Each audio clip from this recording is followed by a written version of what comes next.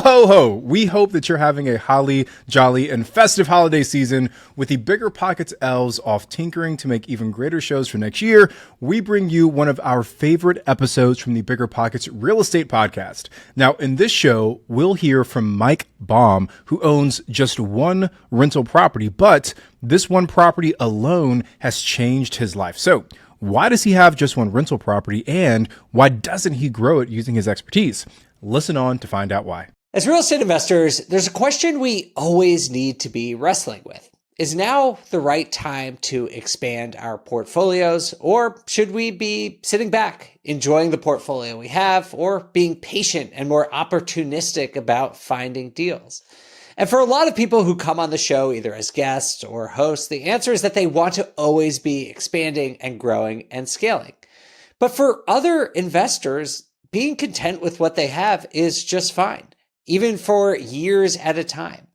And today we're talking to an investor who has carefully weighed all the factors. He's done the analysis, and he has chosen to keep his portfolio literally as small as he possibly can. He has only one property. It's very successful, but he only has one, and he's very knowledgeable. He knows everything there is to know about real estate, but he's just kept it at that one property. And I was sort of fascinated by this, and I think there's a lot that we could all learn from this guest's strategy.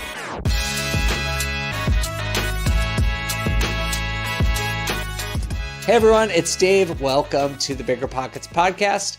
Every Monday, we like to start our week off by featuring a member of the BiggerPockets community and hearing about their investing journey. And today we're hearing from an investor named Mike Baum.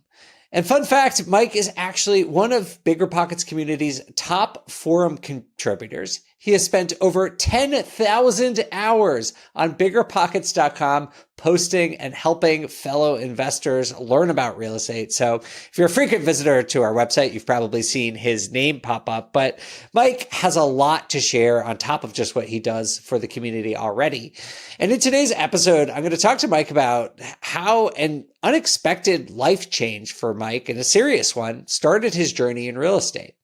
We'll talk about how he selected his preferred strategy of short-term rentals, and also why Mike has chosen to keep his portfolio small, and how not investing can be an active and strategic decision.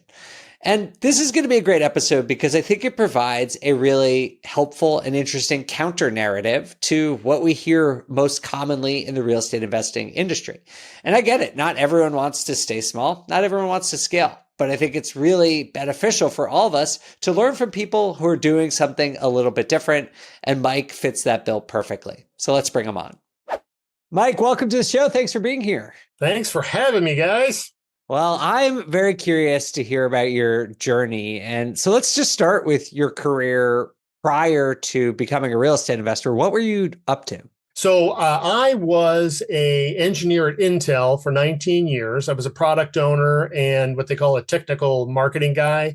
So what I did was work with our like IBM or Lenovo with some of the those platforms and help them integrate our technology, and supported our field sales staff. Plus, I did demonstrations all over the country on stage and show prep, and did shows and stuff like that. And then I did a ton of videos and how-tos and wrote a ton of technical documents.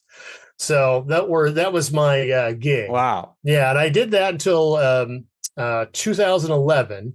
When I had a huge undertaking, was working 70 hours a week, actually slept in the couch in our lab, just go to get a product launch completed. And then one morning I woke up and I couldn't see. The next morning I could see, but I had one eye pointing up this way and one eye pointing this way. And it was a sixth and a third cranial nerve palsy. So that was the first indication. The stress of the work had put me over the edge. So basically, Intel put me on disability short term. And then after about a year, there was no improvement. There never really is in a neurological degeneration, right? You can kind of arrest it as much as you can, but you can't bring it back to where it was. So they put me on full-time disability, and that's been 13 years now. So Well, I'm sorry to hear that. It sounds like quite an ordeal. So did that mean you were left without an income after all of that? Yep. For me, yes. I mean, it's not that we didn't have any income. Intel has a very good taking care of their employees, so there's a good, solid long-term disability plan, and of course, it requires that I sign up for Social Security disability, which I did. So yeah, I'm on disability. I had, it was a pretty drastic income reduction. My wife is working, so that is good. So it's not like we're broke, but we certainly went from, you know, upper middle class to, middle class, I guess you could say. We were never rich. I'm sure it's a change financially, but just emotionally and psychologically, that's like a big just life shift to Oh yeah. being someone who's working really hard to, having to manage your output in a more concerted way. At this point, is that when you discovered real estate or started thinking about real estate? We've had a few rental houses. We've bought and sold some stuff over time. Our vacation rental is located in Coeur d'Alene, Idaho, on Lake Coeur d'Alene. And I've always wanted to have, I grew up there, always wanted to have a lake house. And a bunch of things kind of lined up for us to be able to afford to buy this house on the lake.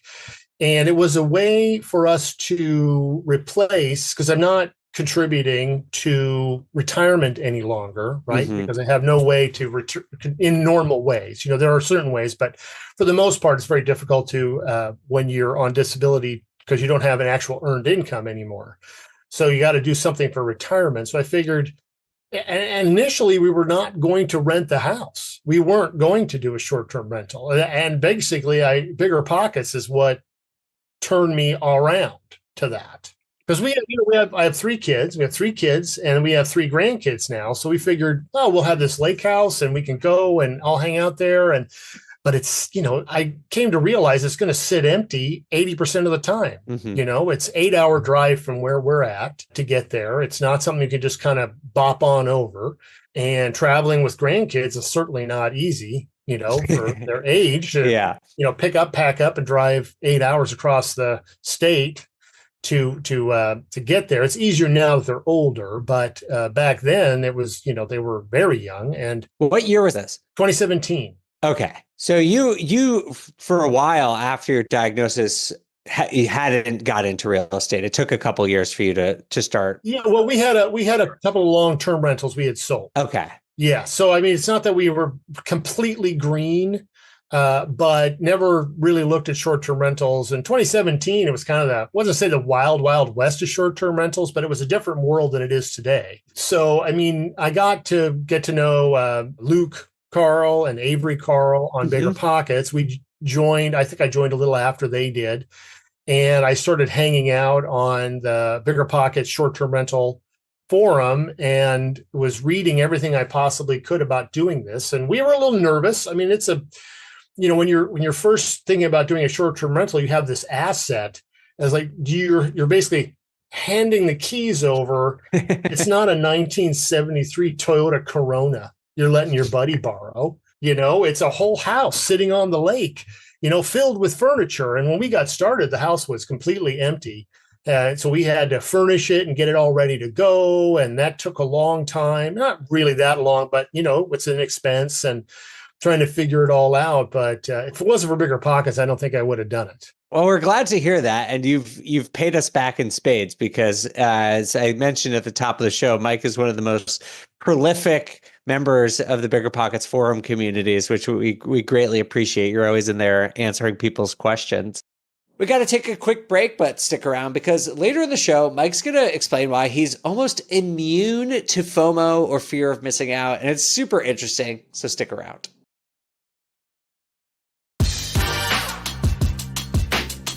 We're back with investor Mike Baum.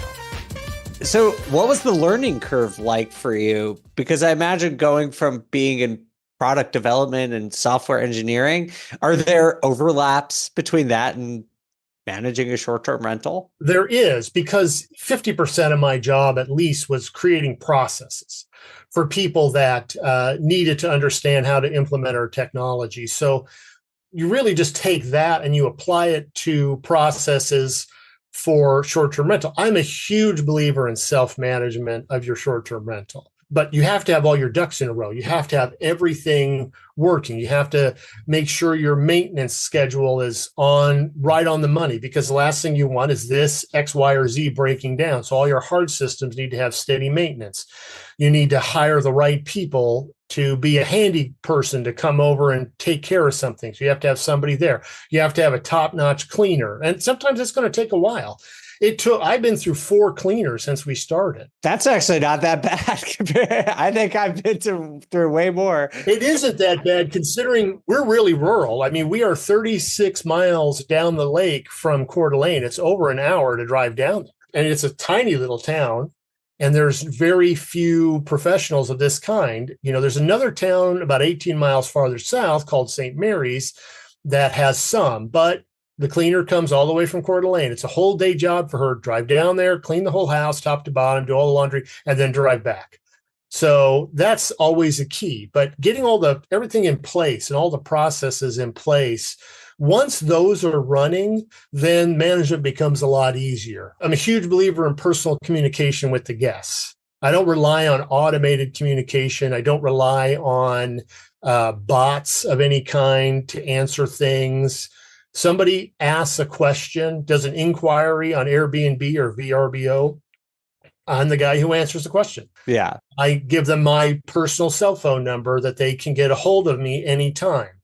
And I can count on one hand the amount of times I've been contacted for problems. Really? Yeah. It's been 7 years. Is that because the house is just in great condition or you find great guests? Both, I think. I vet every guest. We do not have auto book turned on for anybody. Everybody has to talk to me, and I got to get a feel for who they are. We get a lot of fake bookings. Really? Hi, this is Steve. We are looking at staying at your house. Are these dates available? You can almost hear it. And it's obvious the dates are available. We had one just come in the other day, November 1st through the 26th. I'm like, wow, that'd be a great booking. I've only had 2 bookings that long ever that were real, but I knew right away because of the wording. And then it takes them about a week and a half to get back to me when I say yes. Great. My wife and I and kids are going to be going on a vacation and my business is going to be paying for it. Can I please send you this fake third-party out-of-country check? Oh, gosh. Give me all your personal information so we can make this happen. ... Yay. And you're like, nope, only work through the tool. I only take payments through the tool. Sorry.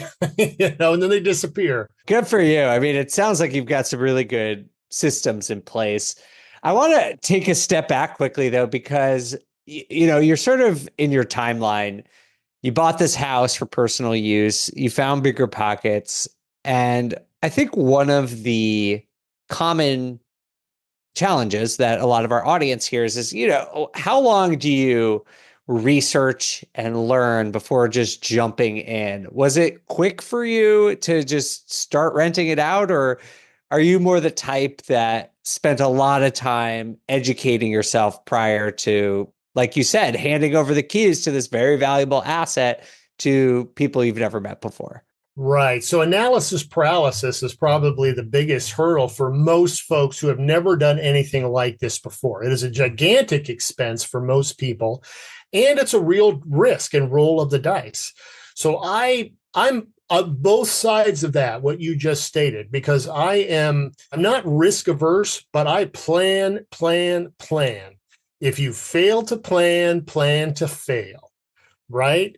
You look at everything, you read everything. And I had an advantage being disabled. I basically had time. So I could learn everything there was to learn. And being more technical minded, it basically allows me to get a better understanding of the way finance is supposed to work and how insurance is going to play out. And, and I have a couple of algorithms that I have written that hunt the web, that are for data that, that's why I can post Mike's deals of the day, because I can scrub the internet on my own and find stuff that, takes a while to become public to everybody else. That's why BiggerPockets is, and I hate to keep coming back to that. I'm not trying to be a shill for BiggerPockets here, but that forum is so valuable because there's so many of us on there that have done this and been doing it. And if you have a question, I can answer that question, or John Underwood could answer that question, or a dozen other people can answer that question. Well, first of all, Mike, if you want to be a shill for BiggerPockets, you're in the right place. This is the one podcast you're probably allowed to shill BiggerPockets as much as you want. We really appreciate it. But just so everyone knows, what Mike is talking about is a completely free resource to everyone. The forums are free. If you want to learn something about real estate, go ask a question. I think there are a lot of people who listen to this podcast who don't even know we have these forums. Go check it out, ask a question, go see what other questions people are asking. I promise you're going to learn something. And I think you're right, Mike. I wanted to just get back to this idea of finding the right balance between preparation and, fear. Everyone's going to have some fear. That's just a normal part of it. But you have to find the right level and the right way to cut it off and say, like, educating myself is not going to help me anymore. Once I've done, spent dozens or hundreds of hours, whatever it is, learning and reading, listening to the podcast, at a certain point, you just sort of have to jump in. And it sounds like you did that. And were you successful right away, or did it take a while for your business to? It's going to take a while. Yeah. How long? The first year was lean. We lost money the first year because I was a little hesitant. We're getting the house set up. We're filling the house with all kinds of new stuff, and I want to make sure that it works. I went through 2 different types of sheets before I settled on a sheet brand that worked really, really well, because the first one, really soft, super nice sateen weave sheets, that the first person with heels that were kind of needed some work on because they wear sandals all the time tore the heck out of the sheets. Oh, gosh. They were filled up like you wouldn't believe. So I had to toss them out after one stay, things like that. So your first year, anybody who's going to do a short-term rental, your first year is probably going to be on the lean side. My area has got low saturation on Lake Coeur d'Alene. There are not a lot of places for rent on the lake. I have dozens of people in competition, not thousands. So I price everything accordingly. But even then, you can have a rough year. So you just really never 100% all your analysis and all your thoughts and air DNA and the enemy method and going through and comparing everything, trying to set your prices and figuring out your occupancy and making sure you have the right amenities and the right stuff in the house isn't a guarantee that you're just going to knock it out of the park. So you have to go into it with a understanding that this is something that you could do less than break even. But like anything, no risk, no reward. Absolutely. And it sounds like, Mike, you got it together pretty quickly. I mean, relatively quickly, and it's in 2017. And by all accounts, from what we've talked about, you've run a successful short-term rental business. But one of the main reasons I was so excited to talk to you, Mike, is that you are clearly very passionate about real estate and about short-term rentals. You're on the forums all the time. I can hear it in your voice. But you've also chosen not to scale your portfolio. You have one short-term rental and you're happy with that. Tell me why you've made that decision.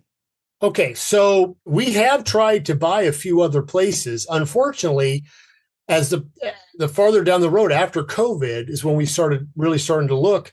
Well, the interest rates went nuts. We were, and that was crazy, and property values went up, and property values in an area where we were choosing to do our investing in Idaho shot through the roof. I mean, it was one of the highest in the country. Oh, yeah. It was, I mean, if for everyone listening, if you're not aware, places like Coeur d'Alene, Boise, had some of the fastest appreciation in the whole country was kind of going crazy during that time. But Idaho might have been like the epicenter. Idaho and Austin, I think, were like the 2 places that were just booming, even more than the rest of the country. So sorry to interrupt, but go ahead, Mike. No, that's okay.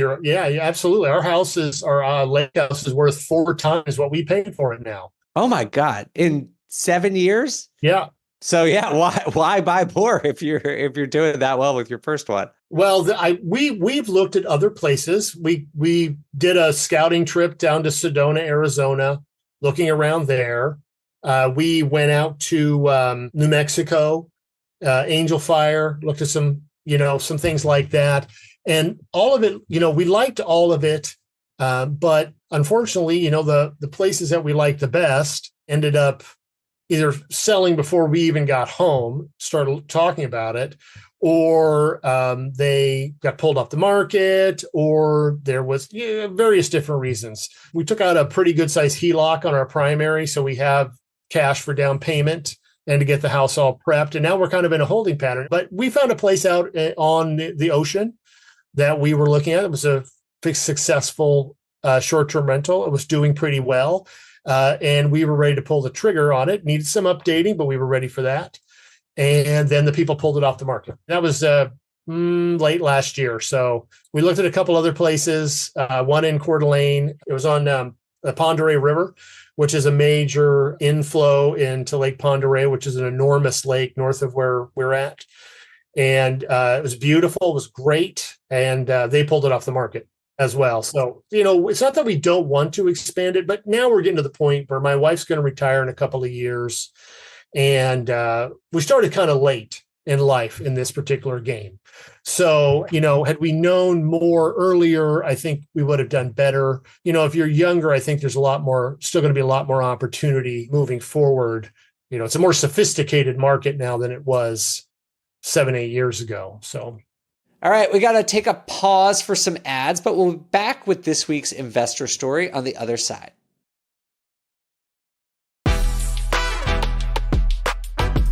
Let's get back to the show. Has it been hard, Mike, to be patient? So much has gone on in the last couple of years. What is it like to take the patient approach? Well, you know what? I'm not really much of a FOMO guy, fear of missing out. It happens on occasion that I get frustrated. But for the most part, I look at it like, well, you know what? It just wasn't meant to be. So I'm not going to worry about it.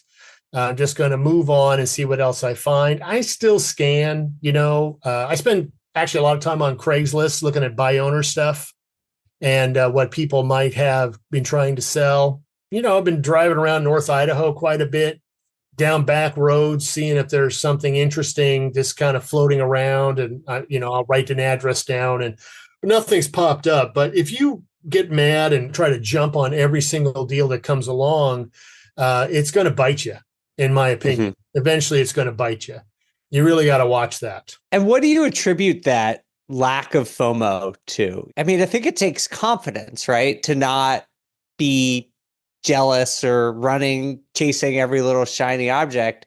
How do you stay disciplined? Well, I would have to say that it's easier for me being someone who is older than, most of the investors that come in that are asking questions are in their 20s and early 30s, husband and wife or a single person trying to get started because they like the idea of short-term rentals. And, when I was younger, I was probably way more aggressive than I would be now. We have to plan for retirement. We can't you have that looming over your head the entire time.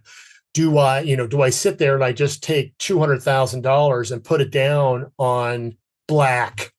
Because sometimes you feel like that's what you're doing. You're putting it all on black, hoping that it's going to pay out in the end. Now, it's not like that, but every real estate deal is a bit of a gamble. You can plan and you can get processed. You can do all kinds of things and you could still lose. And nobody wants to lose. We saw a lot of that in the last few years. I think things have evened out now. So experience and just life experience in general and seeing things come and go and come and go. And your life isn't worse because you didn't jump on this or you didn't jump on that.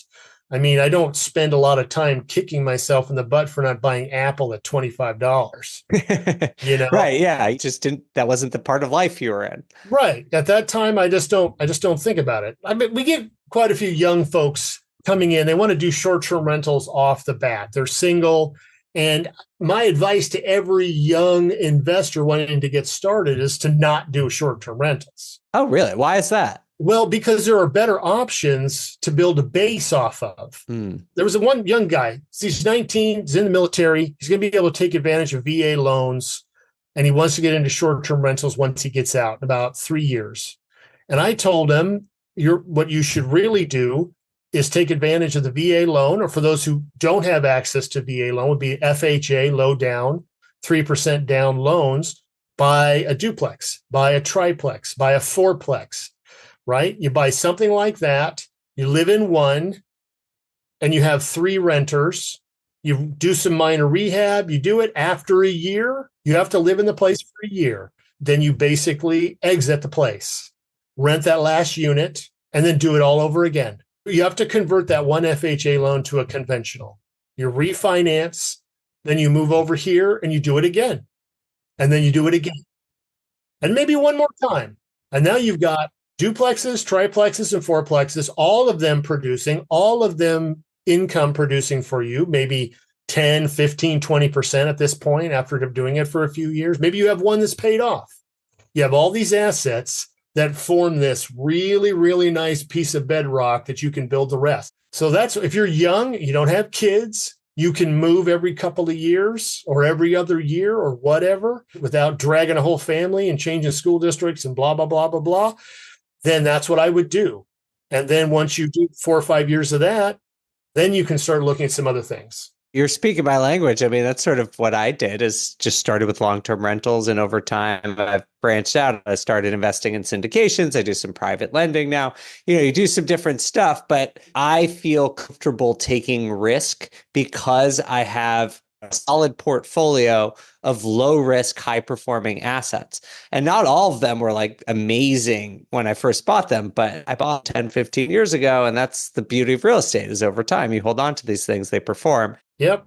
Well, Mike, I want to just say thank you, because I have only been hosting this podcast for a few months, but I've been a member of the BiggerPockets community for a long time, an employee for a long time. And it's honestly people like you who choose to share their time and share their knowledge with people for free out of the goodness of their heart, that it's made the community so strong. So I just wanted to personally thank you. Thanks. So last question, Mike, what are you excited about in the short-term rental or real estate industry right now? I think there's a lot of opportunity to be had, unfortunately, at the expense of folks that were overzealous in their FOMO purchases of short-term rentals, Yeah. I guess you could say. Sometimes you can almost feel the desperation of some folks just to get out from underneath that mortgage because they bought high at the top of the market. Their interest rate is crazy. Interest rates are starting to drop. I think we're going to see a couple more drops in the next few months. I think it's going to be a very interesting 2025. Yeah, likewise. Well, Mike, thank you so much for sharing your story and your insights with it. We really appreciate it. And if you want to connect with Mike, we'll put his contact information, but just go check out the BiggerPockets forums. You'll see him all over the BiggerPockets community. Thanks again, Mike. Thank you. Have a good day, guys.